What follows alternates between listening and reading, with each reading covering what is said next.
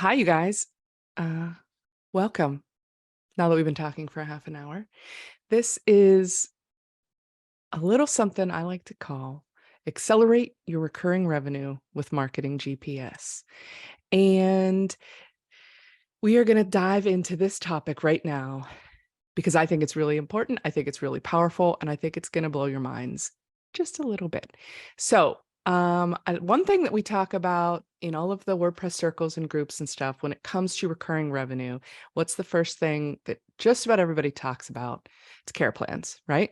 Care plans are great. That's what, like, we're all about care plans because we get that recurring revenue. However, what's the downside of a care plan?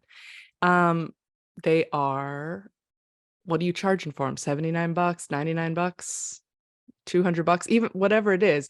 So we want to talk about a way that we can boost our recurring revenue.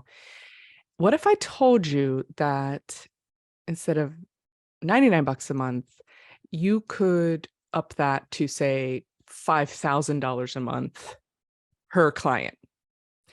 Would you say that's impossible? It sounds a little excessive, right? It might sound a little hard to do. Now, you guys who are sitting here all know me that are watching this live. But if you are watching the replay, you may not know me, and you don't know why I would even, like, you might just think, well, this lady's crazy. She doesn't know what she's talking about. So let me do a quick little introduction. I'm Stephanie Hudson. I run an agency called Sweet Tea that I've had for about 6 years.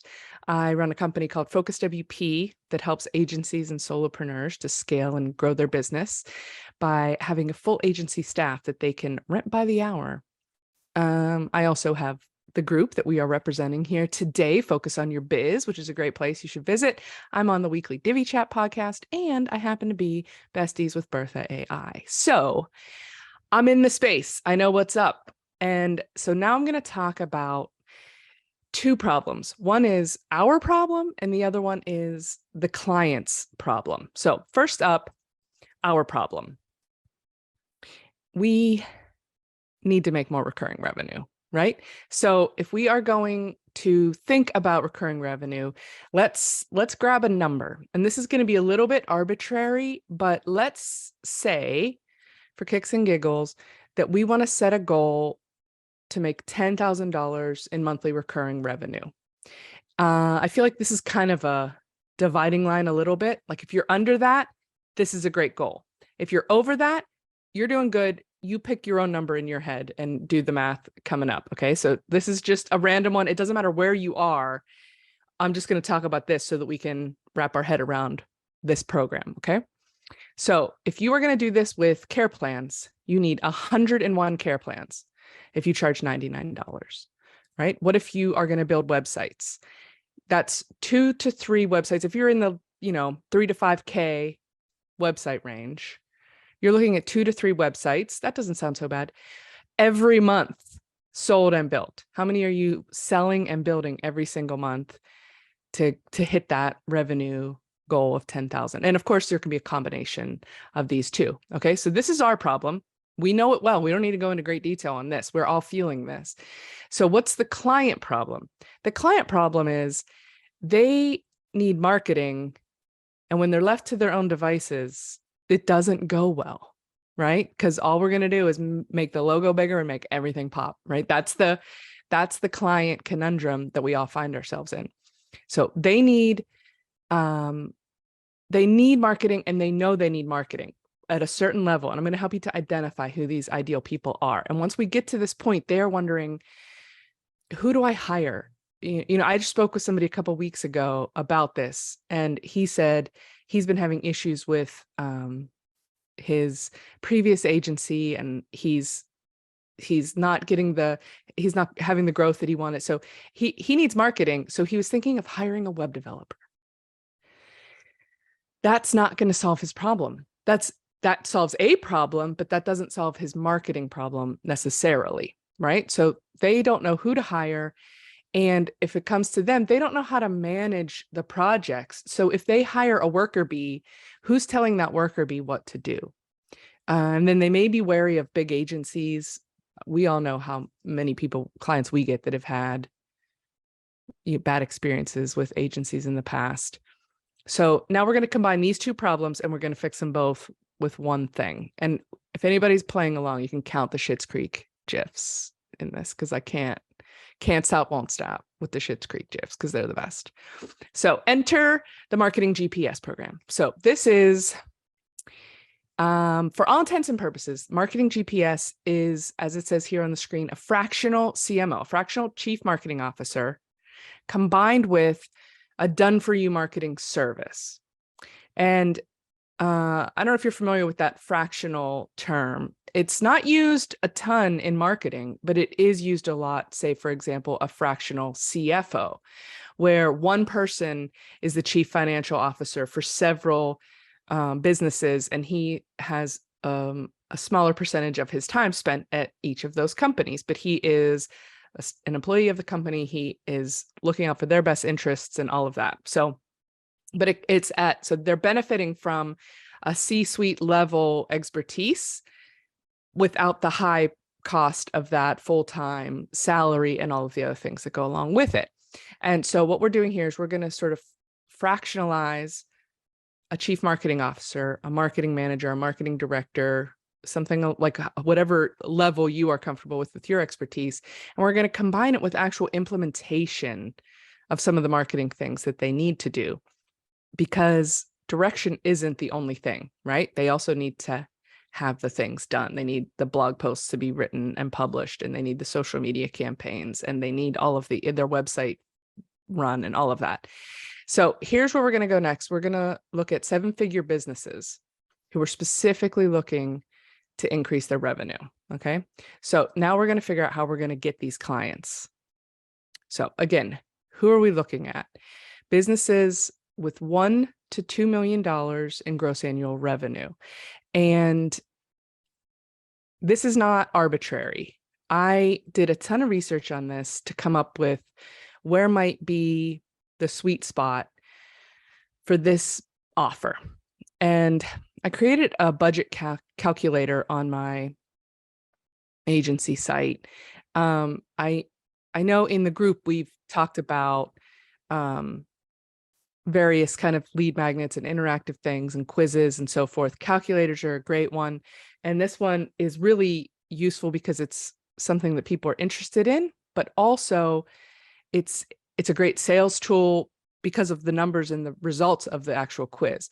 So this is just a little GIF looping, but you can see that if you can choose an industry, the industry doesn't really matter in this.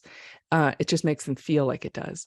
And then you can talk about if you want to be, if it's a low competitive industry, they just want to stay where they're at. If they're making $1 million a year, that means their monthly marketing budget is $5,800 a month. That's the budget that they should have allotted. And that's just if they're like not even really trying hard. So if they want to go cutthroat, let's see what, I think we pick a different one here. If they want to go, this one's medium and grow. We're going right down the middle. We're going to go with $1 million. Again, that's 6 zeros, 4, 5, 6. There it is. That's $8,300 every month.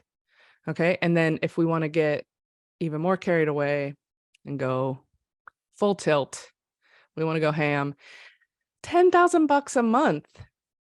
We're looking at up to 12.5. That's $150,000 a year that they have or should have earmarked at this point for services that you can offer them. Okay, so that's how we're sort of identifying these folks. And this 1 to 2 million range, they probably have 10 to 20 staff. And that's another key factor, because once you start getting a lot above that, then you start to get into more departments and other things where you've got to report to people, or you've really got to be involved in a lot of in-house meetings and all kind of other staff issues. So this is sort of the sweet spot for this role, as you're going to see as we get a little farther in. So, okay, so we figured out we want 1 to 2 million gross revenue, and that's the link for the calculator if you want to go play with it a little bit more. And I have a link at the end so you can grab the slides if you don't feel like typing that in. So where are these people? Well, the great news is they're looking for us. They're out there actually posting job descriptions for a marketing manager, a marketing director, a CMO, all of these different roles. These are people that know they need these services. That's what makes it so beautiful, because how hard is it to convince somebody of something that they should buy something from us when they don't really think they need it? That's no fun to sell that. So they are looking for things like marketing manager, marketing director. Now, when I prepared this talk a couple of weeks ago, the first time I gave it, I happened to be in Orlando and I did a Google search. So this is very fresh. This is November 2022. Marketing director jobs in Orlando, salary. Look at these numbers: 130 to 210, 35 to 110, 70,000 to 210. Those are some big numbers. And this is completely separate from that marketing budget that we just talked about. This is staffing. So these are the salaries of the people that they are actually looking to hire. So now, remember how bonkers it sounded when I said that you could charge $5,000 per month to a client? Watch this. They're looking to pay someone around $120,000 a year. You can walk in the door and say, I will cut that in half. It looks like a bargain now, doesn't it? Did you see what just happened? It just completely reframed it, didn't it? Now this seems like an absolute steal to have marketing direction coming in. And on top of it, the 120,000 doesn't even cover it. As many of us know, particularly in the United States, it is around 1.5, 1.6 times the actual salary when you start factoring in sick and vacation leave, paid health benefits, the overheads of the office, all of that kind of stuff. And we're going to be doing more implementation than that director would likely be doing. So, are you ready? Do you want to learn how to do it? You will be shocked at how surprisingly not super complicated it is. I've broken the deliverables down into a few categories. First up is communication. By a show of hands, who loves meetings? 0 people, nobody. We hate them. But communication is so important, we're going to have to do it. If we schedule them, structure them, plan them, and run them in an organized way, they can actually be productive and good and not annoying and time wasters. Okay, so what you want to do is have a quarterly 90-minute strategic session with all key stakeholders. This is where you're getting the big ideas. What are we going to work on for the next quarter? What is our plan? What are the business's goals that we're going to try to achieve? Those kind of big questions. Then you're going to go monthly. Every month, you're going to have a course correction meeting. And again, I'm slacking off on my car references with the GPS. In case you haven't figured it out, it's because they put in their destination and we help them navigate there. Come on. Did you groan? Okay, good. So a monthly 60-minute course correction meeting, and then weekly stand-ups where you check in. I don't know about you, but for me, this is super, super important. It keeps me on task and it keeps the client from wondering what's going on. If I know I've got a stand-up meeting coming, I'm going to be sure that I have checked things off my list, because I know I'm going to have to show up and tell them what's been accomplished and what's coming up next. Okay, so that's our communication. So that's part 1 of it. Next, we've got content marketing. This is potentially a little bit of the controversial part of it. The way I developed this system is to be content marketing focused.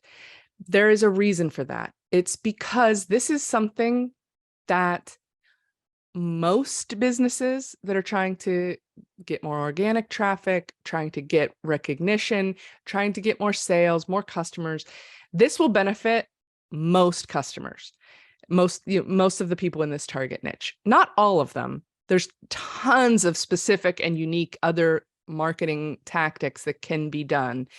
But if you are starting to do custom programs for every single client, then you won't have the bandwidth or the structure in place to be able to do this. So what you really need is something that is repeatable. And these are the type of things that are very much systematizable. Okay, so you're going to create blog posts, email newsletters, email funnel sequences on their website, social media posts, and SEO. You can mix and match these things. You can determine the quantity of these things and where you source them, what you're going to do yourself and what you are going to delegate or outsource. Of course, you know, I'm a big fan of delegating. So this is when it comes to the quantities and the specifics of this, that we'll get into that a little bit later in the pricing. The other thing that I think is important as a deliverable is sort of a variable item. This here we're going to call a project block. So every month they're getting the meetings, you know, the regular strategy, they're getting all of the content marketing things that have been determined. And then they also get to pick a project. So, you know, do they want to have a lead magnet and a funnel generated for their site? Do they want to have some new pages created on the site? Do they want a redesign? Do they need to have a brochure made for something or whatever it is? Anything that falls outside of the scope of the specific marketing that you're doing in the systematized way could come under their project blocks.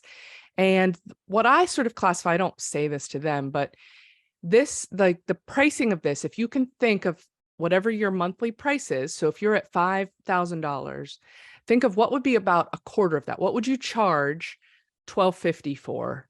And that's about what you're looking at. So about 1/4 of the scope of the month can be assigned to one of these project blocks that are predetermined. And then if it's bigger than that, like if they want to redesign their whole site, well, obviously that's bigger than a $1,200 project. It just spans a couple months. That's all. However many months it takes. That just becomes a multi-month project block or stack the blocks or however you want to call it. And by the way, if anybody can come up with a car related name for project blocks, I would love it because I have racked my brains and I've asked so many people and I cannot come up with anything. So little project for you. Okay.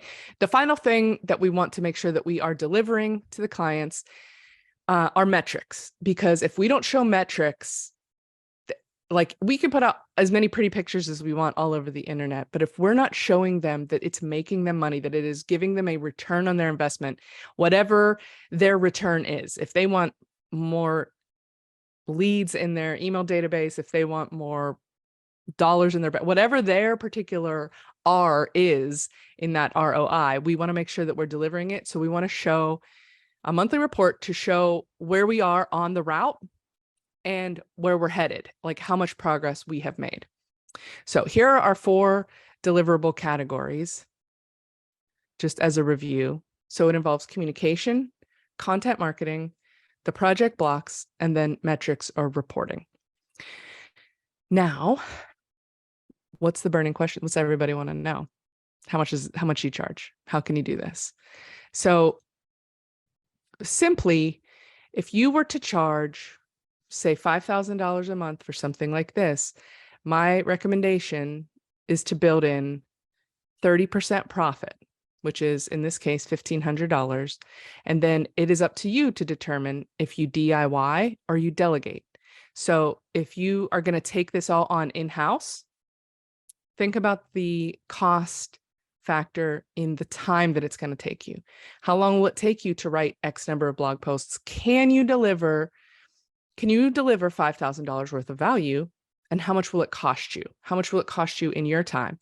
If you were to delegate, what I did when I was coming up with my pricing is I made a big old spreadsheet and I wrote down all of the things that I was going to deliver. I added in things that I didn't mention here, but I was going to track, like admin time and things like that, other miscellany, and certain specific, like for the blog posts, I added in the cost for getting an SEO brief for each blog post before I did it. Things like that aren't on their deliverable list, but they're in my action item list.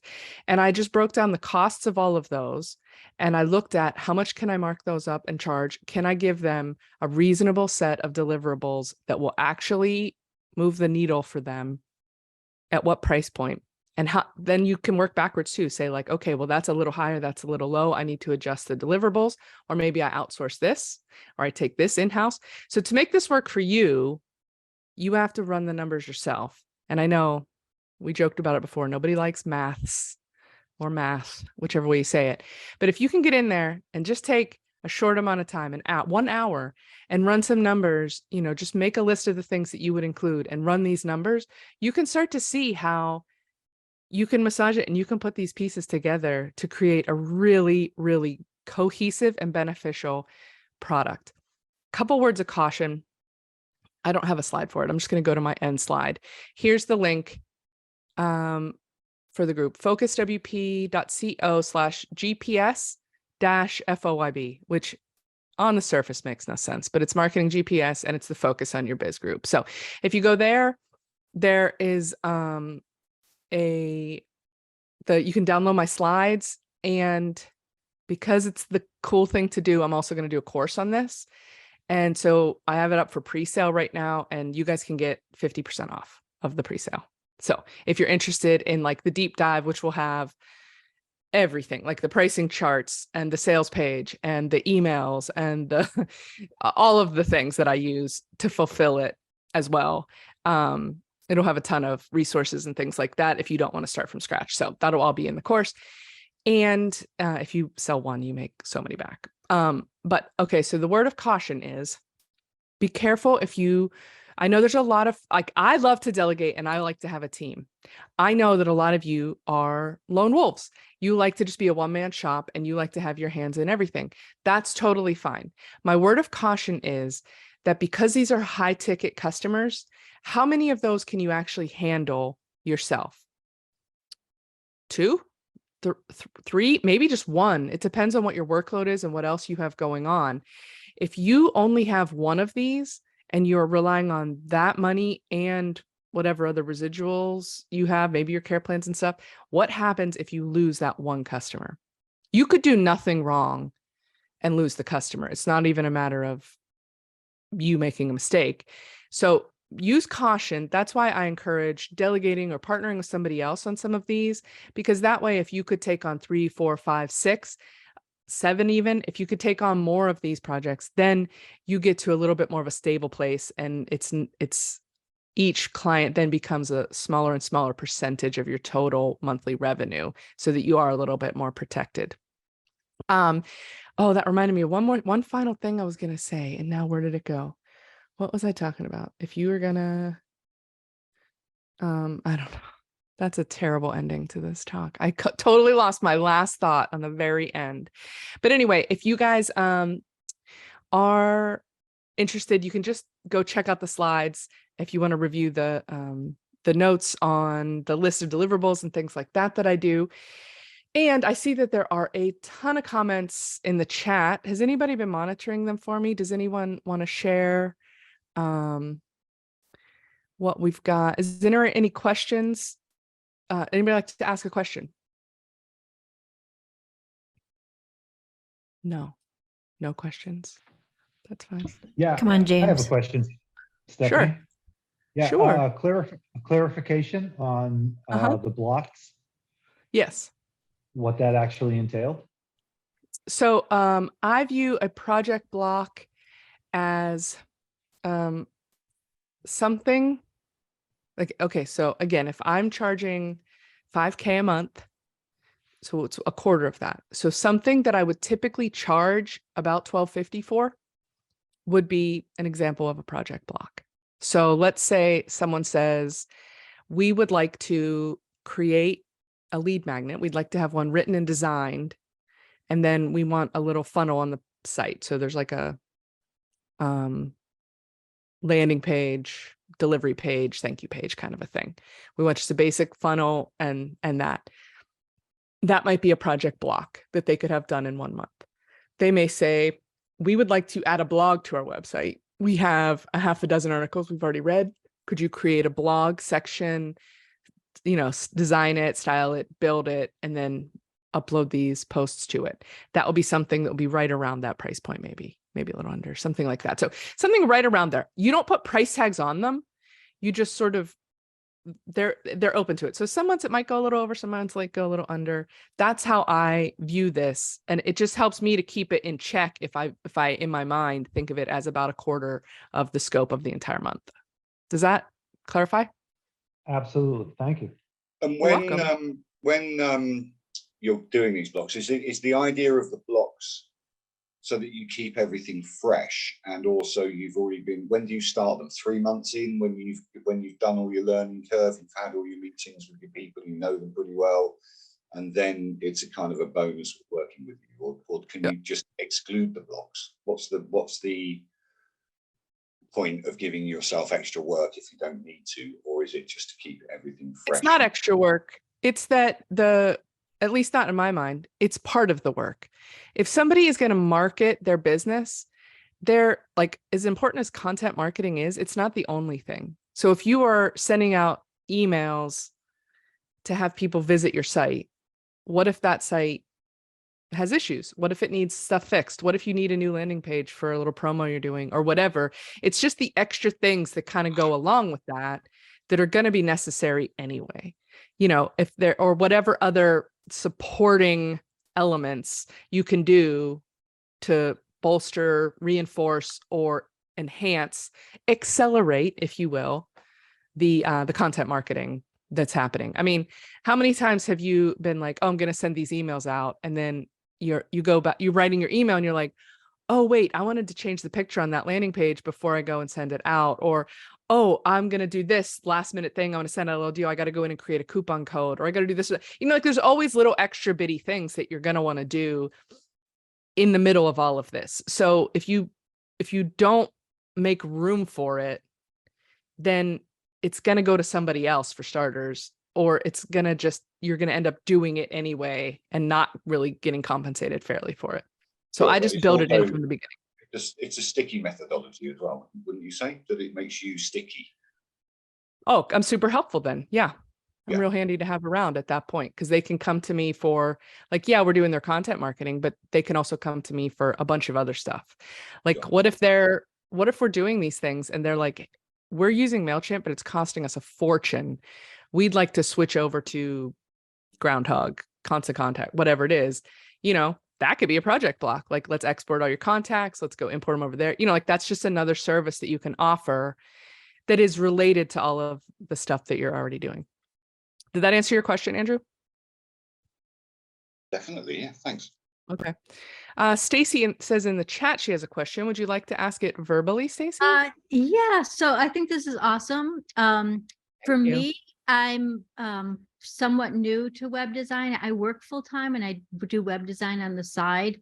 And I feel like I finally is like pretty comfortable with Divi and at a good place. And but I've but I've noticed some of the people like from Divi chat and in the Divi community are kind of pivoting along with you, where it's not primarily web design anymore, but also infiltrating all these marketing things. And you know, you mentioned like writing the blogs or the email, and do you feel that there is a pivot, that there's not enough work in designing websites, that we need to add all of these other services? I know one of the services that I recently added was Google Business Profile. Nice. And I feel like learning that, because I work alone. I'm just a sole proprietor at this point. I can do the Google Business Profile, build the websites, but to add these other things, I would definitely need to like, you know, reach out to other people. I know I've dealt with Constant Contacts, and every time I've dealt with it, it's like a nightmare. Like MailChimp, I'm okay with, but so how do you suggest we broaden our skills, but not too thin? I feel like I'm just coming up to speed with these other things and adding on all of these other, you know. For starters, you don't have to. You don't have to. So if you watch Divi chat, Sarah Oates, she's just cranking out websites. She works with her designer and they just build websites. We are never going to run out of websites in our careers that need built. For me, that roller coaster of feast and famine became to be a slog for me. But keep in mind, I've been designing websites and building them since 1996. So like freaking Willie here wasn't even born yet, probably. I don't know. But also, let's do a little plug for Focus. 1988. If you have a job that you need to outsource, there's plenty of places to go, and obviously the first place is FocusWP, right? So, you know, Steph, that I use multiple developers. I've got my own developers as well, and there isn't. And I do print. You know, today I spent all day doing artwork for 6 restaurants that I look after because it's Christmas time and they want the Christmas menus out. You know, and that's a high profit thing because they want them out today. You know, because they're idiots and they don't think about it before today. So, you know, there's other unquoted profit opportunities out there, but if you start thinking about the outsource mentality, and this is particularly for Stacey, I think, is that one day you're going to get an order, or you're going to get 4 orders for websites, and you won't be able to do them all in the same month. And you're going to have to find a web developer, or you're going to have to find someone to give you some help.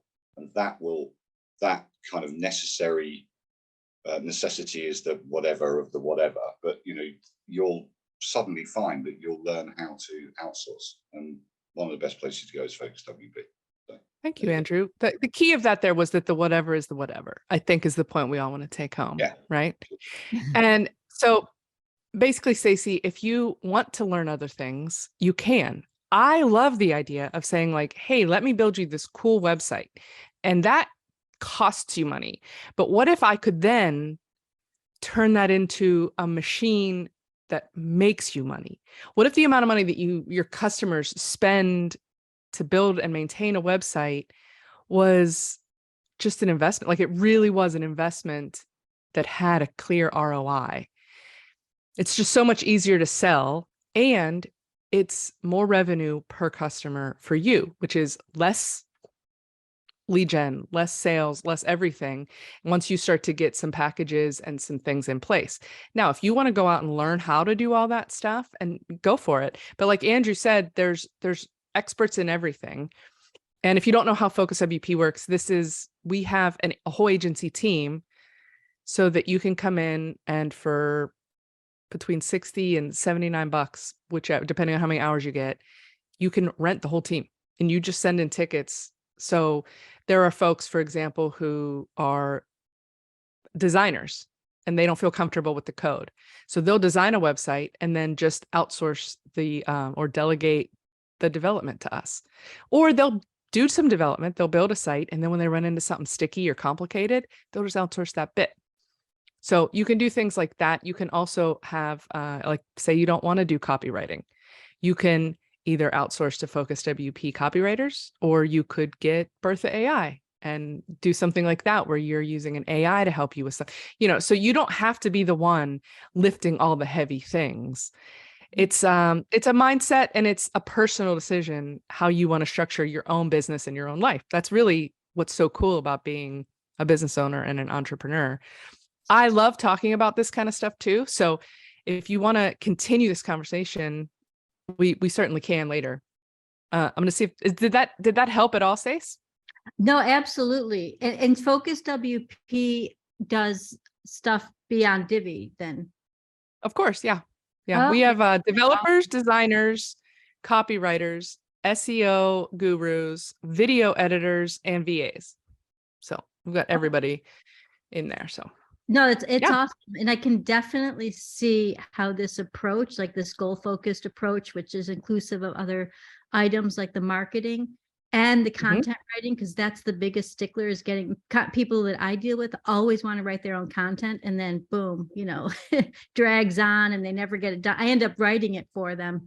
And so what you're saying makes sense, and being able to, you know, put this into a package is brilliant. So yeah, thank you. You're welcome. James, you said in the chat that you have a lot of questions. Do you want to pick any of them right now? Do you want to ask one one? of them have been answered, but I got one thing I struggle with in this concept is like, is that scaling process, especially when I was keep on thinking about content and how, well, especially with groups like you, how you deal with branding and marketing and so forth around the client's needs. Instead of like, I get the whole creating a package and almost the cookie cutter approach, but you sit down with them, they have a specific way that they like to have their content written, they have, etc. How do we get around that approach?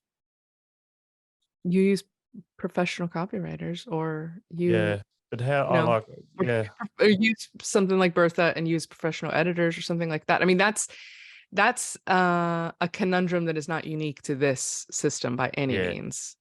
yeah, I know. It's a big Content one. branding guides, Nancy just put in Yeah. there. But basically, that's sort of the concept. Like We've tried it. not That's all. If we had a legal client and trying to do stuff and we outsourced, and the stuff coming back was absolute rubbish from what they right. classified themselves as So professional copywriters. It's like, two yeah, things. that's One, crap. either those aren't your copywriters, or Yeah, that's not your niche. That's yeah, the other thing you can do is you can niche down on this. Like just yeah, go sell this program to dentists and yeah, tell them you'll increase the number of patients that they're bringing in the door, and you go in and then you sell a couple, just like with any other niche. If you can yeah. get in, if That's you a can good get one idea. or two, then show a Yeah, little bit of a return for them, yeah, you can raise your prices and you can kill yeah, it. And yeah, it takes the pressure off of having to have that completely separate voice and brand. I mean, you could still have different voice, but like yeah. understanding the industry and all of that. Michael, you have a question. Yeah. Just to reiterate, you said 1 to 2 mil gross in the Mhm. business, and how many employees max? Like in the 10 to 20 range. Okay. And then I didn't hear you mention it, but do you have suggestions on how to find those? Yeah. I currently am just going through job postings.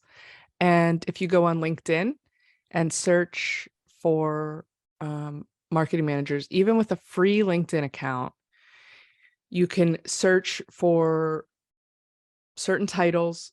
You can narrow it by a bunch of stuff. And then there's a cool little button where you can tick to have it people that you share a connection with or something. So it might show somebody that you're connected to that either works there or that knows somebody there or something, and you can start to work your connections. Sales are sales, and you've got to get out there and you've got to prospect. The key about this is that you don't need 101 of them to get yourself to 10K a month. You need 2. So shoot your shot, go out there, and like there's so many people, and these job postings are not going to stop being created. So you can go out and try and fail, and it's not that scary. And I have some other plans for some like laser focused targeting of whales that I'm going to also include in the course. I haven't developed all of the pieces of it yet, so it's coming. And this is what I'm going to actually be testing out myself in the month of December, so I can make sure that I iron out the kinks and things. But like really, really targeted marketing campaigns directed at certain businesses that I want to work with. So you search for, you can go a step farther and get some of the paid LinkedIn tools or other job boards if you want to. Go for it. There's no like rules about those kind of things, but LinkedIn has tons of like paid things that you can use to do very, very detailed searches, so that you can target niches, you can target geographical areas, you could target number of employees. There's so many different things. And so a lot of times what I'll do is, I'll run a search and I'll tick as many boxes to get the number of results down as small as I can. Then I scroll the list and I look for specifically ones that are either remote or hybrid, because I know that they're not going to freak out if I'm not sitting in a desk in their office. I look for how many people have applied for the job. So it was one that I have flagged. Actually, I'm going to try to reach out to them in the next couple of days. They wanted a unicorn. They wanted somebody that was an expert copywriter and had so many years of experience with like web development and could do PPC ads and marketing, like all these different things. And they had 0 applicants. Hello, we're perfect for that because we bring a whole team. So you're not just getting one person's expertise, you're getting an entire team. And so, things like that you can look for to target people based on your specific strengths, interests, etc. Great. Yeah. Thank you for that. If I may, could I interject one thing? I would love it. Um, Always. you mentioned the verticals if you're not an expert in it, email manager, SEO person, et al. There's Mhm. one thing that I think a lot of us might be missing out on, and that is a vertical of a actual salesperson. Hmm. What do you mean? Like that we should hire hire on salespeople? a professional salesperson that knows your Sure. business to go ahead and sign on these people. And then you as a developer, let's say as an example, since a lot of people in here are, they might not be the salesperson, or they don't want to go out there and try to knock on doors and deal with that. But a professional salesperson is a professional at that. Yeah.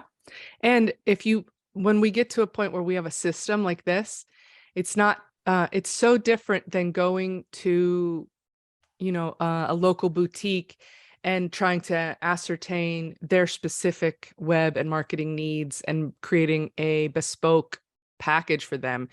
Yeah. In my experience, it's very difficult to hire a salesperson to do that when we are coming from being a freelancer, a solopreneur, a one-man shop, or a partnership, something like that, where the business is so much us and it's our personality and it's our specific skill set and the things that we want to do for them and that we excel at. It's tougher to have somebody that can go out and do that. But when you've got this, where it's like, we can deliver this, this, this, this, and this, plus you get these things added on, and here's what you don't need to pay for, and this is the cost. Like, boom, you're absolutely right, Michael. This is something that a salesperson could go out there for sure, because it's a lot more formulaic. And you pay them just a percentage like you would of another vertical. Yeah. Richard in the chat thinks that you're a genius. And I have to agree. Okay. Any other questions that I missed in the chat or that anybody else would like to bring up? Nancy, you've had a couple things to say. Did you want to say anything? Or are you good? I'm good. Okay. All right. So it's hard to read and like not have dead silence. So I'm hoping that there's nothing that I needed to bring up. Guys, thanks so much for being here live to watch this. Thank you for your questions. There's lots of stuff that I get from the questions after I do a thing like this. It's like, oh yeah, I got to go back and put something about that into the talk for the next time. So I appreciate you all. I love our Thursday evenings. If you are watching this on YouTube or watching the replay, come hang out with us on Thursdays, 5 p.m. Eastern in the Focus on Your Biz group. As you can see here, it's a nice bunch. We're not scary. It's a fun bunch. Some people don't have their cameras on, and that's fine. You don't have to turn your camera on when you come.